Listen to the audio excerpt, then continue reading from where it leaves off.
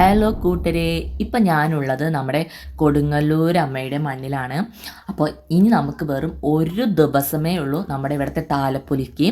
അപ്പോൾ ഇതുവരെയും താലപ്പൊലി കാണാത്തവരുണ്ടെങ്കിൽ, അല്ലെങ്കിൽ ഭരണിയോ താലപ്പൊലിയോ ഒന്നും ഇതുവരെ കൊടുങ്ങല്ലൂർ വന്ന് കാണാത്തവരുണ്ടെങ്കിൽ വേണ്ടിയുള്ള ഈ ഒരു വീഡിയോ ആണിത്. ഇത് കണ്ടതിന് ശേഷം എന്തായാലും നമ്മുടെ ഈ താലപ്പൊലിയൊക്കെ കാണാനായിട്ട് വരാനുള്ള ഒരു ആഗ്രഹം വരും. ഇപ്പം എൻ്റെ കൂടെ നടക്കണ ഈ ഒരാളില്ലേ, ക്യാമറയ്ക്ക് ഫേസ് ഇല്ല കേട്ടോ. അതാണ് ഈ നാടകീയ രംഗങ്ങൾ ഇപ്പം നിങ്ങൾ ഈ കാണുന്നത്.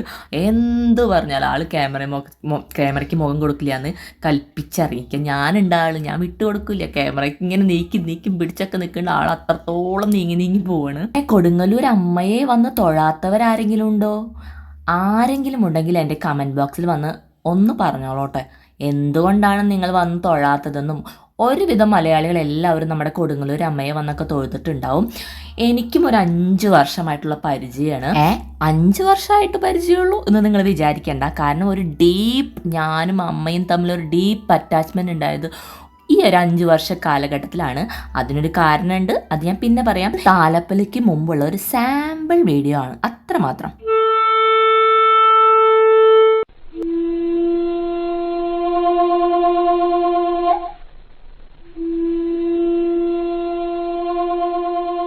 ഒരു അമ്പലം തൃശ്ശൂർ ജില്ലയിലാണ് സ്ഥിതി ചെയ്യുന്നതെന്ന് എല്ലാവർക്കും അറിയാം. കേരളത്തിൽ ആരാധിക്കപ്പെടുന്നതും വളരെയധികം ആദരിക്കപ്പെടുന്നതുമായ മഹാകാളിയുടെ ഒരു രൂപമായ ഭദ്രകാളിക്ക് സമർപ്പിച്ചിരിക്കുന്നതാണ് ഇത്. ശ്രീ കുറുമ്പ എന്ന പേരിലും ഈ ദേവി അറിയപ്പെടുന്നു. മലബാറിലെ 64 ഭദ്രകാളി കാവുകളുടെ തലവനാണ് ഈ ക്ഷേത്രം. ഇന്ത്യയിൽ ഏറ്റവും പഴക്കം ചെന്ന ക്ഷേത്രങ്ങളിൽ ഒന്നാണ് ഈ മഹാകാളി ക്ഷേത്രം. ക്ഷേത്രത്തിലെ ദേവിയുടെ ഉഗ്രമായ രൂപത്തിൽ വടക്കോട്ട് അഭിമുഖമായി വിവിധ ഗുണങ്ങളുള്ള 8 കൈകൾ ഉൾക്കൊള്ളുന്നു. ഒന്ന് അസുര രാജാവായ ദാരുകന്റെ തലയും മറ്റൊന്ന് അരിവാൾ ആകൃതിയിലുള്ള വാളും അടുത്തത് ഒരു കണങ്കാലും മറ്റൊന്ന് ഒരു മണിയും പിടിച്ചിരിക്കുന്നു. കൊടുങ്ങല്ലൂർ ക്ഷേത്രത്തിലെ പുരോഹിതന്മാർ പറയുന്നത് പുരാതന കാലത്ത് ഈ ക്ഷേത്രം ഒരു ശിവക്ഷേത്രമായിരുന്നുവെന്നും ഭദ്രകാളിയുടെ മൂർത്തി ശിവന്റെ സമീപത്തായി പ്രതിഷ്ഠിച്ചത് പരശുരാമനാണെന്നും ആണ്.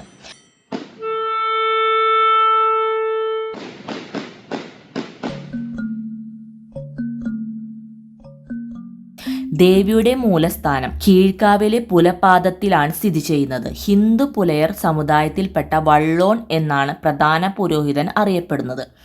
ദേവിയുടെ നേരിട്ടുള്ള നിർദ്ദേശപ്രകാരമാണ് പൂജകൾ നടത്തുന്നത് എന്ന് പറയപ്പെടുന്നു. ആദി ശങ്കരാചാര്യർ സ്ഥാപിച്ചതായി പറയപ്പെടുന്ന 5 ശ്രീചക്രങ്ങൾ ഈ ദേവതയുടെ ശക്തികളുടെ പ്രധാന ഉറവിടമാണെന്നും വിശ്വസിക്കപ്പെടുന്നു. പിന്നെ പണ്ട് കാലത്ത് ഇവിടെ ഒരു ആചാരം ഉണ്ടായിരുന്നു, മൃഗങ്ങള് ബലി കൊടുക്കല്. ആടിനെയൊക്കെ വന്ന് നമ്മുടെ ഭക്തരുടെ ആഗ്രഹങ്ങളൊക്കെ നിറവേറ്റുന്നതിന് വേണ്ടി മൃഗങ്ങളെയൊക്കെ ബലി കൊടുത്തിരുന്നു. അങ്ങനൊരു ആചാരമൊക്കെ ഇപ്പോൾ ഇവിടെയൊക്കെ നിർത്തലാക്കിയിട്ടുണ്ട്.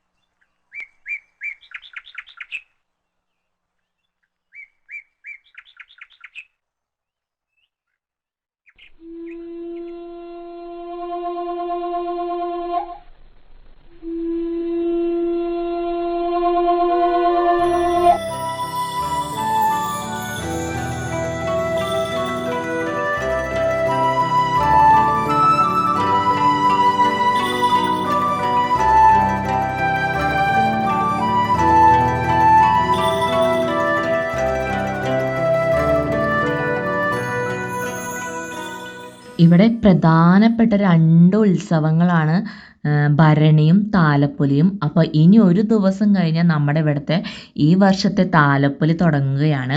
മകരമാസത്തിലാണ് താലപ്പൊലി ഉത്സവം നടക്കുന്നത്.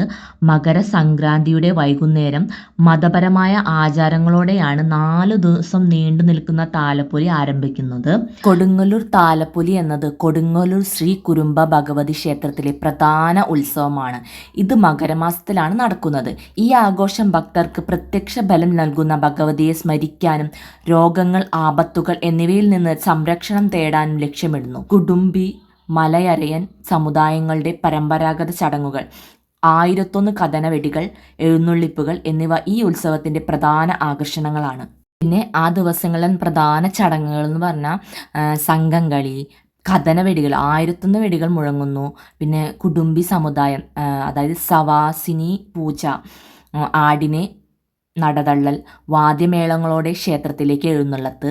പിന്നെ മലയരന്മാർ ഇരുമുടിക്കെട്ടുമായി വന്ന് പ്രത്യേക പൂജകൾ നടത്തുന്നു. പിന്നെ എഴുന്നള്ളിപ്പുകൾ ഉച്ചയ്ക്കും രാത്രിയും നടക്കുന്നു.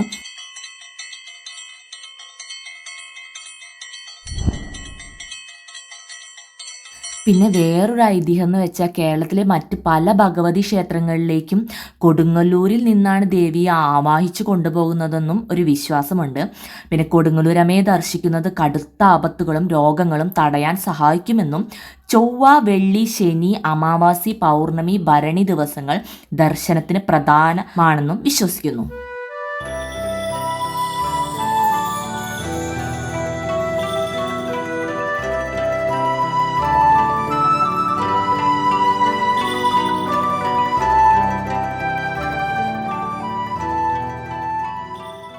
ഉച്ചയ്ക്ക് 1-നും രാത്രി 1-നും എഴുന്നള്ളിപ്പ് നടത്തും. 3-ാം താലപ്പൊലി നാളിൽ രാത്രി എഴുന്നള്ളിപ്പ് 18 കോവിലകത്ത് നിന്നാണ് തുടങ്ങുന്നത്. 1-ാം താലപ്പൊലി ദിനത്തിൽ 1×1000 യോഗമാണ് ചടങ്ങുകൾക്ക് നേതൃത്വം നൽകുന്നത്. മറ്റു ദിവസങ്ങളിൽ കൊച്ചിൻ ദേവസ്വം ബോർഡ് താലപ്പൊലി ആഘോഷം നടത്തും.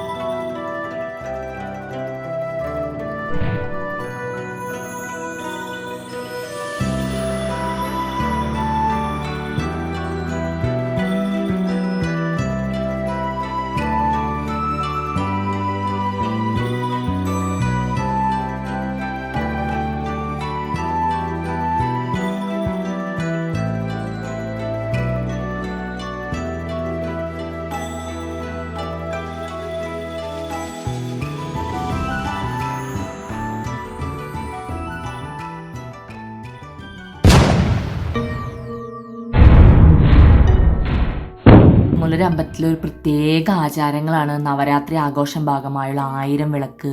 മറ്റു ക്ഷേത്രങ്ങളിൽ നിന്നും വ്യത്യസ്തമായി ഇവിടുത്തെ ചില ആചാരങ്ങളും ചടങ്ങുകളും നടത്തുന്നത് ദ്രാവിഡ ഗോത്രത്തിൽപ്പെട്ടവരാണ്. ക്ഷേത്രപാലന്റെ നടയ്ക്കൽ ഉടയ്ക്കുന്ന നാളികേരത്തിന്റെ അവകാശം എടമുക്കിലുള്ള കുടുംബി സമുദായക്കാർക്കാണ്. അതിന് അവർ കൊല്ലം തോറും കർക്കടക മാസം സംക്രാന്തിക്ക് ക്ഷേത്ര പരിസരം മുഴുവനും ചെത്തി വൃത്തിയാക്കണം.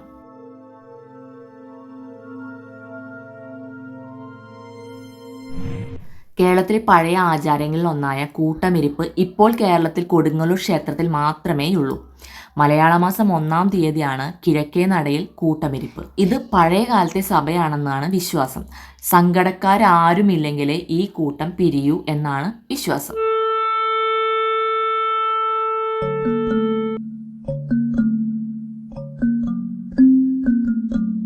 പിന്നെ വസൂരിമാലയ്ക്ക് മഞ്ഞപ്പൊടി ആടിക്കുവാനുള്ള അവകാശം മാമ്പിള്ളി, തേരോട്ടം എന്നീ 2 വീടുകളിലെ സ്ത്രീകൾക്കാണുള്ളത്.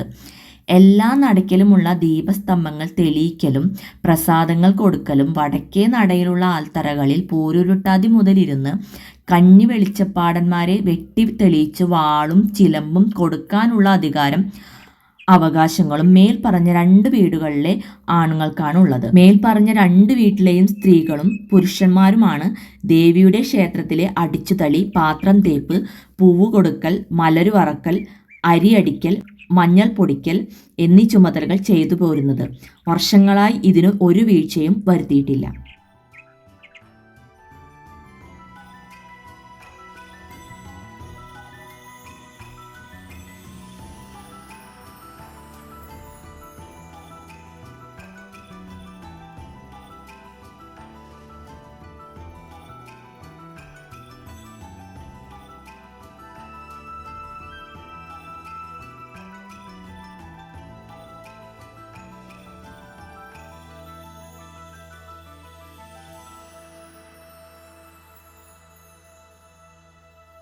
അപ്പോൾ കൂട്ടരെ അത്രയേ ഉള്ളൂ. അപ്പോൾ ഇത്രയേ ഉള്ളൂ എന്ന് എനിക്ക് പറയാനായിട്ട് ഒരു അവകാശമില്ല. കാരണം എനിക്കറിയാവുന്നതും ഞാൻ പഠിച്ചതുമായ കുറച്ച് കാര്യങ്ങളാണ് ഞാനിവിടെ പങ്കുവച്ചിട്ടുള്ളൂ.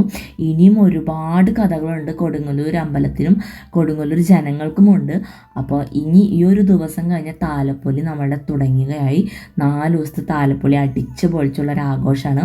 അപ്പോൾ ഇതുവരെ ആരും വരാത്തവരാരെങ്കിലും ഉണ്ടെങ്കിൽ എന്തായാലും ഈ വർഷത്തെ താലപ്പൊലി കാണാനായിട്ട് എല്ലാവരും വരണം. അപ്പോൾ കൊടുങ്ങല്ലൂരുടെ അമ്മയുടെ അനുഗ്രഹം എല്ലാവർക്കും ഉണ്ടാവും, എല്ലാവരെയും അനുഗ്രഹിക്കും. അപ്പോൾ എൻ്റെ ഈ ചെറിയൊരു കഥ, ഈ ഒരു കൊടുങ്ങല്ലൂർ അമ്മയെക്കുറിച്ചുള്ള ഈ ഒരു കഥ നിങ്ങൾക്ക് ഇഷ്ടപ്പെട്ടെങ്കിൽ എൻ്റെ ഈ ചാനൽ സബ്സ്ക്രൈബ് ചെയ്യാനും ലൈക്ക് ചെയ്യാനും ഷെയർ ചെയ്യാനും കൂടെ നിങ്ങളുടെ വിലയേറിയ കമൻറ്റ് ചെയ്യാനും മറക്കരുത്. ഇനിയും ഒരുപാട് നല്ല വീഡിയോസായിട്ട് ഞാൻ നിങ്ങളുടെ മുന്നിലെത്തും. അപ്പോൾ എല്ലാവരും സബ്സ്ക്രൈബ് ചെയ്യാത്തവരെല്ലാവരും സബ്സ്ക്രൈബ് ചെയ്യണം. അപ്പോൾ എൻ്റെ അടുത്ത വീഡിയോ കാണുന്നതിനായിട്ട് ബെൽ ബട്ടണും അമർത്തണം. അപ്പം നമ്മുടെ എത്ര സങ്കടങ്ങളാണേലും എത്ര വലിയ പ്രശ്നമാണേലും അമ്മയോട് പറഞ്ഞോളൂ. അമ്മ അതിന് തീർച്ചയായും പരിഹാരം കാണാതിരിക്കില്ല. കൊടുങ്ങല്ലൂർ അമ്മയുടെ അനുഗ്രഹം എല്ലാവർക്കും എപ്പോഴും ഉണ്ടാവട്ടെ എന്ന് ഞാൻ പ്രാർത്ഥിക്കുന്നു. അപ്പോൾ അത്രയേ ഉള്ളൂ. Tata bye bye, see U.